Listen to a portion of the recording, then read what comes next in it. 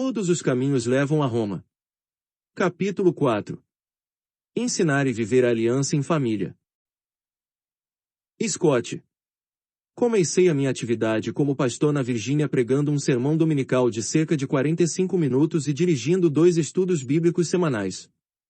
Foi isto que os anciãos da igreja me pediram. Comecei por falar sobre a Epístola aos Hebreus, porque nenhum outro livro do Novo Testamento dá tanto realce à aliança. A congregação ficou entusiasmada com a ideia da aliança como família de Deus. Quanto mais estudava, mais surpreendido ficava com o que ia encontrando, porque esta epístola era considerada pelos protestantes que eu conhecia e com os quais estava de acordo como a mais anticatólica do Novo Testamento, expressões como um sacrifício feito de uma vez para sempre e outras parecidas, que aparecem na Epístola aos Hebreus, levavam-nos a essa conclusão. Tinha sido educado na ideia de que se algo é romano, no sentido de católico romano, deve ser errôneo. Mas realmente começava a ver a importância da liturgia para a aliança, especialmente na Epístola aos Hebreus. A liturgia representava o modo como Deus formava a sua família pela aliança e como renovava essa aliança periodicamente. Estava desejoso de partilhar estas descobertas, que eu considerava inovadoras. Queria ver as pessoas entusiasmadas com o Antigo Testamento e a sua correlação com o Novo, o Antigo desembocando no Novo, e a Igreja do Novo Testamento como a realização, mais do que o abandono, do Antigo.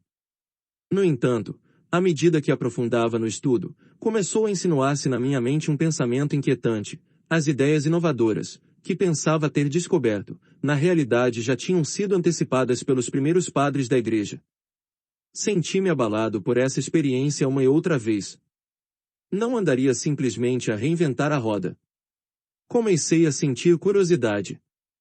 Quando expunha estas descobertas inéditas acerca da família da aliança de Deus e do culto dos seus filhos, os meus paroquianos enchiam-se de fervor. Os anciãos pediram-me inclusive que eu revisse a liturgia. A nossa liturgia. Fiquei admirado. Os episcopalianos é que falam de liturgia. Os presbiterianos têm a ordem do culto. Mas os anciãos tinham me pedido que revisse a liturgia, para acomodá-la mais ao modelo bíblico, e por isso comecei a estudar o assunto. Apresentei-lhes algumas questões. Por que é que a nossa igreja está tão centrada no pastor? Por que é que os nossos serviços de culto estão tão centrados no sermão? E, por que é que os meus sermões não se orientam mais no sentido de preparar o povo de Deus para receber a comunhão? Já tinha feito ver aos meus paroquianos que o único momento em que Cristo utilizou a palavra aliança foi quando instituiu a Eucaristia, ou comunhão, como lhe chamávamos. Contudo, nós só recebíamos a comunhão 4 vezes por ano. Embora no princípio parecesse estranho a todos, propus ao Conselho de Anciãos a ideia da comunhão semanal. Um deles replicou-me: Scott, não acha que celebrar a comunhão todas as semanas pode convertê-la numa rotina? Ao fim e ao cabo, a familiaridade pode levar à indiferença. Dick, chegamos à conclusão de que a comunhão significa a renovação da nossa aliança com Cristo, não foi? Exatamente. Pois então, deixe-me perguntar-lhe o seguinte: preferiria renovar a sua aliança matrimonial com a sua mulher só 4 vezes por ano? Ao fim e ao cabo, poderia converter-se em pura rotina, e a rotina levar à indiferença. Dick desatou a rir. Entendo o que quer dizer. A comunhão semanal foi aprovada por unanimidade. Começamos inclusive a referir-nos a ela como a Eucharistia, retomando o uso do vocábulo grego do Novo Testamento e da Igreja primitiva. Celebrar a comunhão todas as semanas converteu-se no ponto culminante do serviço de culto da nossa Igreja. Isto alterou inclusive a nossa vida como congregação. Começamos a organizar um almoço informal depois do serviço, para fomentar a amizade, comentar o sermão e partilhar as intenções de oração. Começamos, ao mesmo tempo, a celebrar e a viver a comunhão. Era entusiasmante. Isto deu-nos um verdadeiro sentido de culto e de comunidade. A seguir, guiei os meus paroquianos através do Evangelho de São João e, para minha grande surpresa, descobri que estava repleto de imagens sacramentais. Enquanto investigava, veio-me à cabeça uma conversa que tinha tido alguns anos antes no seminário com um amigo. Numa manhã, aproximou-se de mim e da minha mulher no corredor e disse-nos: tenho estudado a liturgia. É apaixonante. Recordo que lhe respondi: a única coisa que me parece mais aborrecida do que a liturgia são os sacramentos. Era essa minha atitude no seminário, porque a liturgia e os sacramentos não eram coisas que estudássemos. Não faziam parte da nossa bagagem cultural, não eram coisas que lêssemos nos textos, ou para as quais estivéssemos despertos. Mas aprofundar no estudo da Epístola aos Hebreus e do Evangelho de São João fez-me ver que a liturgia e os sacramentos eram parte essencial da vida da família de Deus. A partir desse momento, o romance de espionagem foi se convertendo gradualmente numa história de terror. Repentinamente, e para meu desconcerto e frustração, a Igreja Católica, que eu combatia, começava a apresentar as respostas corretas, uma após outra. Mais alguns casos, e a coisa começou a tornar-se aterradora. Durante a semana, ensinava a Sagrada Escritura num colégio cristão privado. Falava aos meus alunos de tudo o que se refere à aliança como família de Deus, e os alunos captavam tudo. Explicava-lhes as alianças que Deus tinha estabelecido com o seu povo. Tracei uma cronologia para lhes mostrar como cada aliança instituída por Deus representava o modo como ele foi formando a sua família ao longo dos tempos. A aliança com Adão assumiu a forma de um matrimônio, a aliança com Noé tomou a forma de um lar, com Abraão tomou a forma de uma tribo, a aliança com Moisés transformou as 12 tribos numa família nacional, a aliança com David estabeleceu Israel como um reino familiar nacional.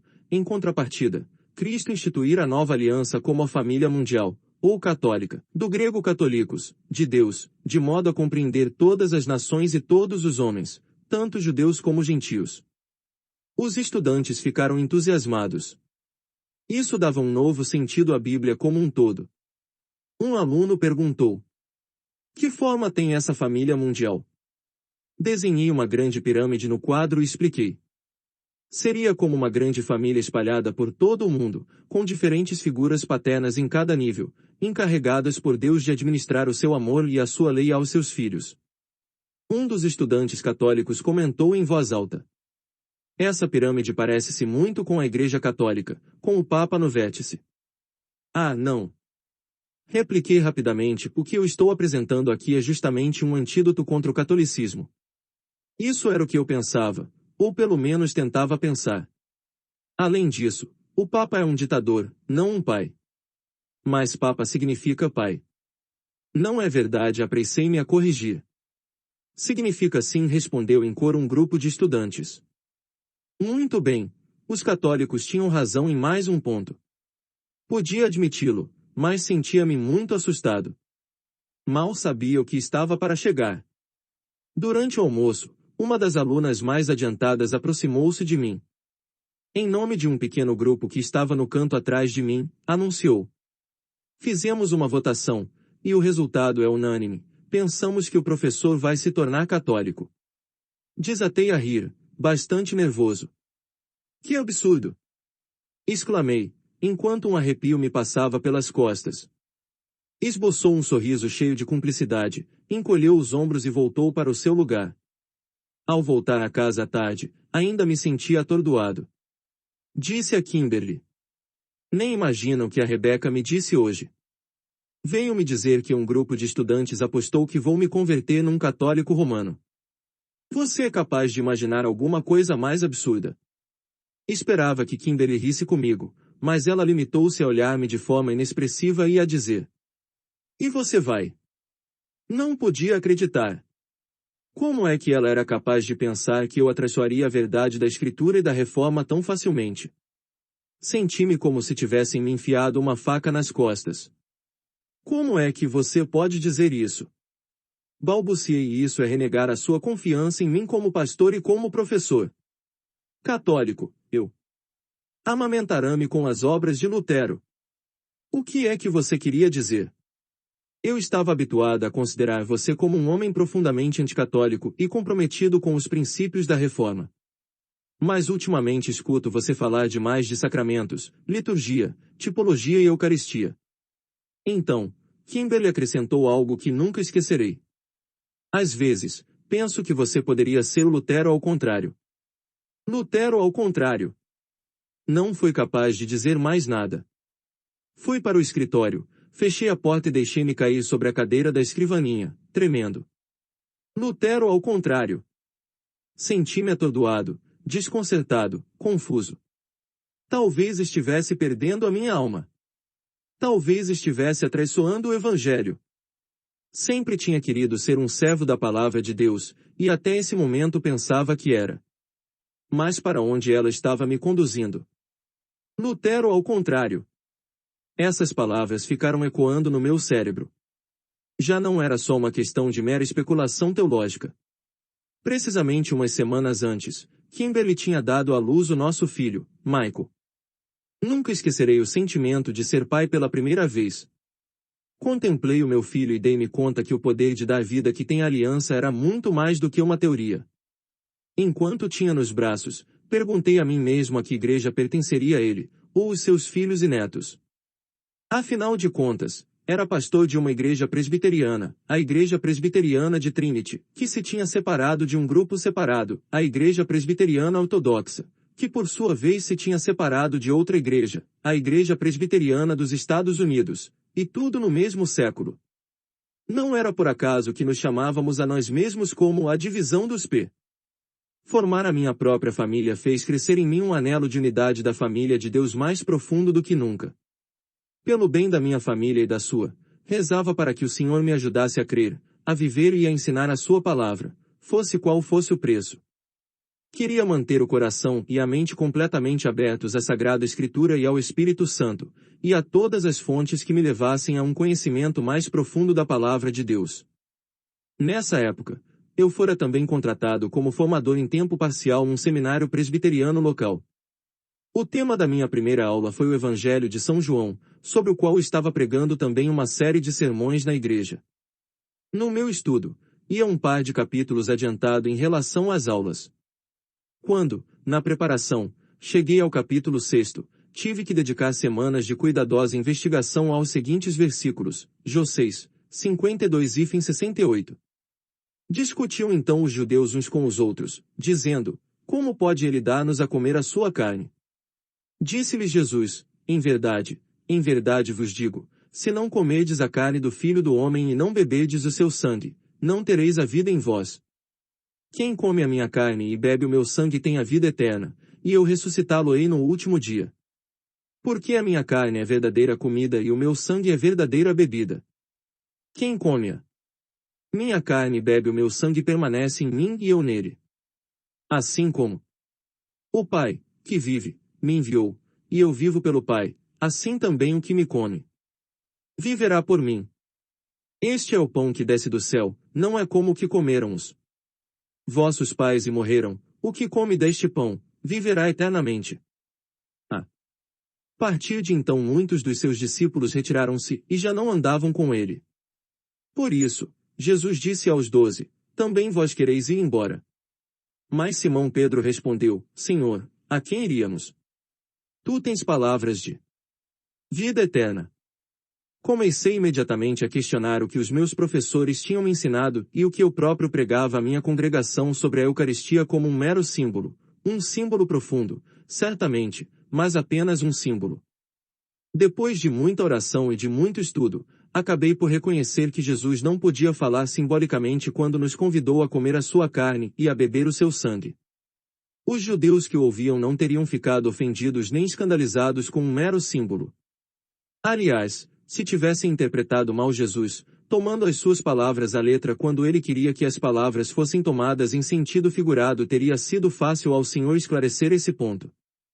Na verdade, já que muitos dos discípulos deixaram de segui-lo por causa deste ensinamento, v. 60, teria estado moralmente obrigado a explicar que falava apenas em termos simbólicos. Mas nunca o fez. Nem nenhum cristão, ao longo de mais de 1000 anos, negou a presença real de Cristo na Eucaristia. Isso estava claríssimo. Fiz então o que qualquer pastor ou professor de seminário teria feito se queria conservar o seu trabalho. Terminei o mais rapidamente que pude a série de sermões sobre o Evangelho de São João no fim do capítulo 5, e nas aulas praticamente saltei o capítulo 6. Embora os meus paroquianos e alunos estivessem entusiasmados com o restante dos meus ensinamentos, foram também percebendo que não correspondiam ao presbiterianismo tradicional e histórico. Mas não lhes podia dizer que o que estavam ouvindo e que acolhiam com tanto entusiasmo refletia aspectos da Escritura que, de algum modo, a Igreja Católica tinha descoberto e exposto há muito tempo. Uma noite, depois de várias horas de estudo, fui à sala de estar e disse a Kimberly que achava que não continuaríamos a ser presbiterianos. Estava tão convencido da necessidade de dar mais importância aos sacramentos e à liturgia do que lhes dá a tradição presbiteriana que lhe sugeri que nos uníssemos à tradição episcopaliana. Ela deixou-se cair no sofá e começou a chorar. Scott, o meu pai é ministro presbiteriano, o meu tio é ministro presbiteriano, o meu irmão prepara-se para ser ministro presbiteriano. E você é ministro presbiteriano. Eu não quero deixar de ser presbiteriana. Expôs claramente o seu ponto de vista. Mas o que ela não sabia é que eu não estava muito seguro, por mais que o desejasse, de que o nosso itinerário espiritual terminasse na igreja episcopaliana. As aulas sobre o Evangelho de São João lhes tinham parecido tão interessantes que me pediram que desse mais algumas, no semestre seguinte. Na realidade, pediram-me que trabalhasse em tempo integral, e aquelas aulas foram ainda melhores.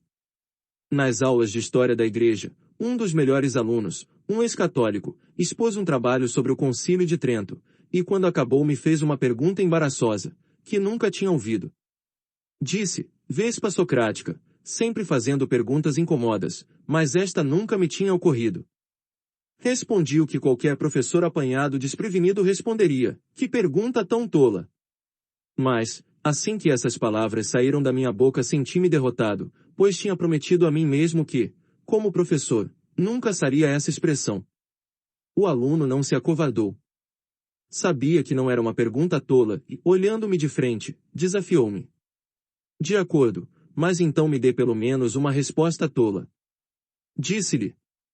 Vejamos primeiro Mateus 5, 17 e depois 2 Timóteo 3, 16, 17. Toda a escritura inspirada por Deus é útil para ensinar, para rebater, para corrigir e para formar na justiça, de modo que o homem de Deus seja perfeito, e preparado para toda a obra boa. E depois podemos ver também o que diz Jesus acerca da tradição em Mateus 15. A sua resposta foi cortante. Mas, professor, Jesus não estava condenando toda a tradição em Mateus 15, mas só a tradição corrupta. Quando 2 Timóteo 3, 16 menciona toda a Escritura, não diz só a Escritura é útil. Também a oração, a evangelização e muitas outras coisas são essenciais. E o que dizer de 2 Tessalonicenses 2, 15? Ah, sim. Tessalonicenses, balbuciei debilmente o que é que se diz aí. Paulo diz aos Tessalonicenses, portanto, irmãos, mantende-vos firmes e guardai as tradições que haveis aprendido de nós, de palavra ou por carta. Saí pela tangente. Ouve, John, estamos nos afastando do tema. Avancemos um pouco mais e voltaremos a falar sobre isto na próxima semana. Posso assegurar que ele não ficou satisfeito. Nem eu. Quando voltei a casa naquela noite, contemplei as estrelas e murmurei, Senhor, o que está acontecendo? Onde é que a Escritura ensina a doutrina da sola Scriptura? Foram duas as colunas sobre as quais os protestantes basearam a sua revolta contra Roma. Uma já tinha caído, e a outra estava cambaleando. Senti medo. Estudei durante toda a semana. Não cheguei a nenhuma conclusão. Telefonei então a vários amigos. Sem êxito. Finalmente, telefonei a 2 dos melhores teólogos da América, e também alguns dos meus ex-professores. Todos aqueles que consultava se surpreendiam de que lhes fizesse essa pergunta. E sentiam-se ainda mais perturbados ao verem que eu não ficava satisfeito com as respostas que me davam. A um professor disse-lhe: talvez esteja sofrendo de amnésia, mas me esqueci das simples razões pelas quais nós, protestantes, cremos que a Bíblia é a nossa única autoridade. Scott, que pergunta tão tola. Me dê então uma resposta tola. Scott replicou ele, na realidade você não pode demonstrar a doutrina da sola Scriptura com a Escritura. A Bíblia não ensina explicitamente que seja a única autoridade para os cristãos. Por outras palavras, Scott, a sola Scriptura é na essência a crença histórica dos reformadores, frente à pretensão católica de que a autoridade está na Escritura e também na Igreja e na tradição. Para nós, portanto, trata-se apenas de uma presunção teológica. É o nosso ponto de partida, mais do que uma conclusão demonstrada. Depois referiu-me os mesmos textos da Escritura que eu tinha indicado ao meu aluno, e eu dei-lhe as mesmas respostas pertinentes. Que mais poderíamos acrescentar? Perguntei-lhe. Scott, repara no que ensina a Igreja Católica. É óbvio que a tradição está errada. Claro que está errada. Concordei, mas onde é que se condena o conceito de tradição?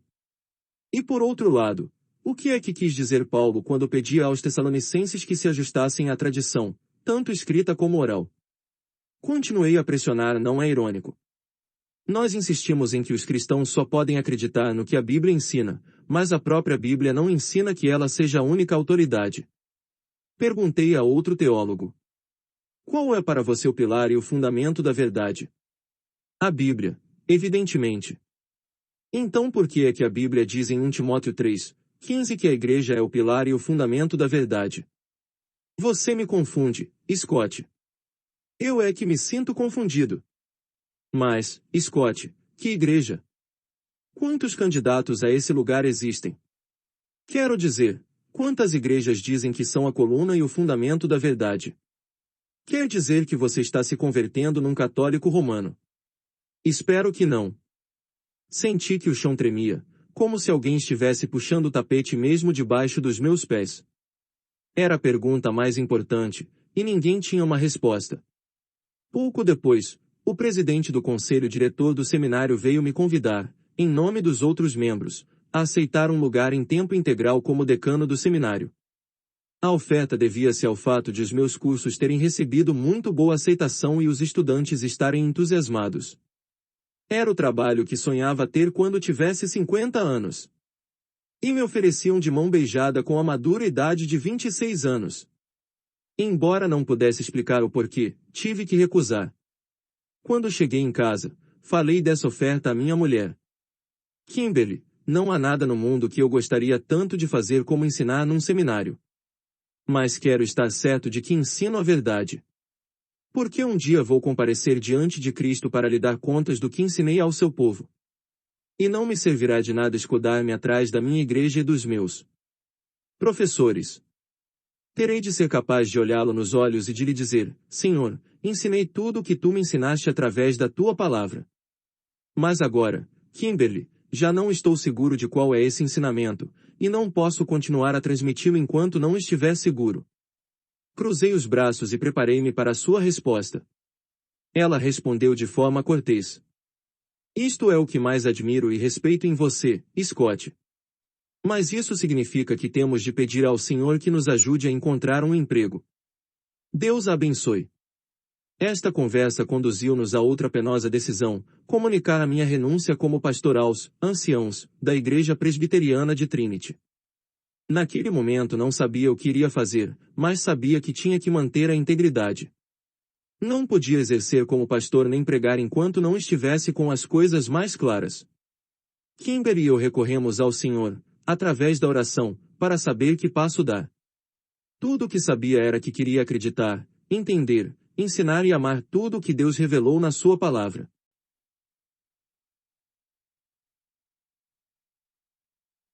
Kimberly. A nossa chegada à Virgínia foi o começo do que poderia chamar o conto das 4 estações. Entramos num período de verão dos nossos sonhos que iam se convertendo em realidade. Scott era ministro da Igreja Presbiteriana de Trinity, professor na Escola Cristã de Fairfax, e mais tarde, nesse mesmo ano, instrutor no Instituto Teológico Dominion. Eu era a esposa do pastor, algo que sempre desejara, e além disso ia ser mãe pela primeira vez.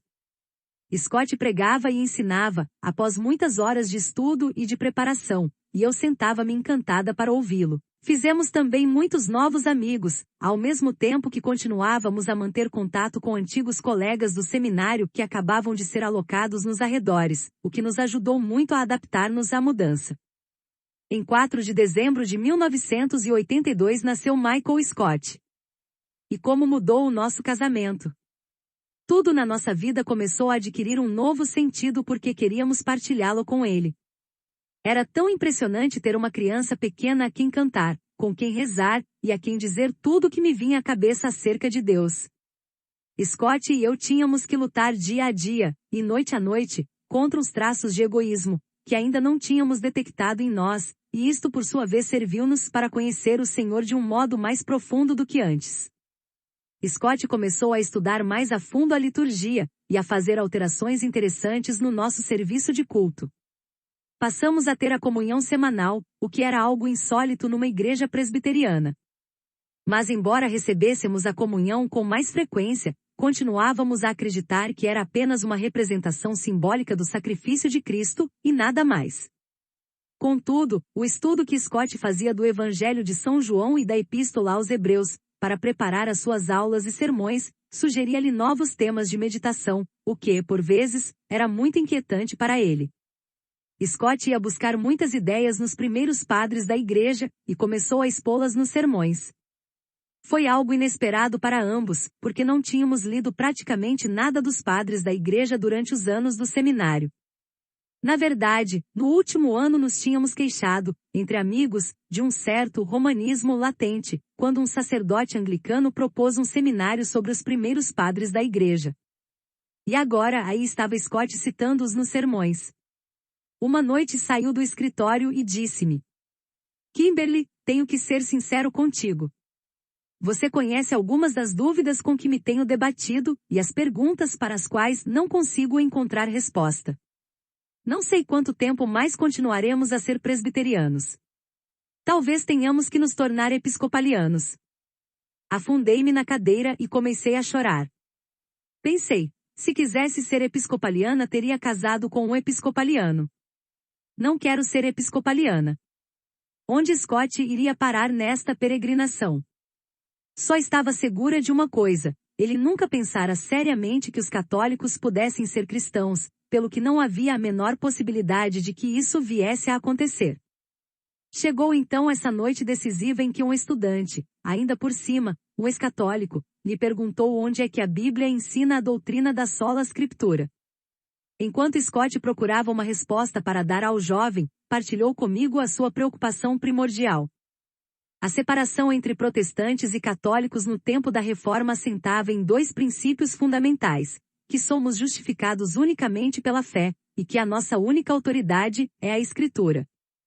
Scott e eu tínhamos estudado juntos o problema da justificação, e já não aceitávamos a concepção protestante. Mas, o que é que acontecia se a afirmação da exclusiva autoridade da Bíblia não se encontrava na Bíblia? O que é que isso poderia significar? No fim do ano letivo, o conselho diretor do seminário pediu a Scott que aceitasse o cargo de decano. Decano. Aos 26 anos. No entanto, Scott rejeitou essa maravilhosa oferta. Disse que não estava seguro de poder continuar a ser pastor nesse momento, porque tinha muitas dúvidas e perguntas importantes sem resposta. Precisava de um lugar onde pudesse estudar essas questões que tanto o atormentavam, para poder depois ensinar com honestidade, convencido pela palavra de Deus de que estava ensinando a verdade. Embora fosse difícil de aceitar, apreciei muito a sua integridade. Sem dúvida teria de poder comparecer diante de Cristo no dia do juízo, e explicar por que razão tinha ensinado o que tinha ensinado. Esta decisão levou-nos a rezar intensamente. Depois de rezar muito, decidimos regressar a Grove City, a cidade da nossa universidade. Depois de ter tomado tal decisão e até de ter alugado um apartamento, o reitor da universidade telefonou a Scott e ofereceu-lhe um emprego. Tomamos isso como um sinal de que Deus aprovava a decisão de voltar a Grove City, e assim fizemos as malas e deixamos os nossos queridos amigos, dispostos a iniciar uma nova etapa da nossa vida familiar.